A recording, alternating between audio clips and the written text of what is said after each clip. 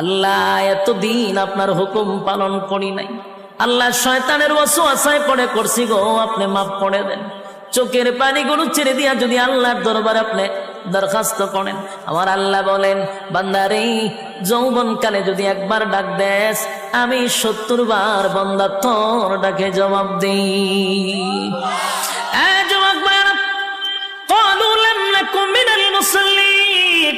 যারা দুনিয়ার জমিনে মুসল্লি ছিল না তারাই তো জাহান্নামী, এক নম্বরে জাহান্নামে যাওয়ার কারণ।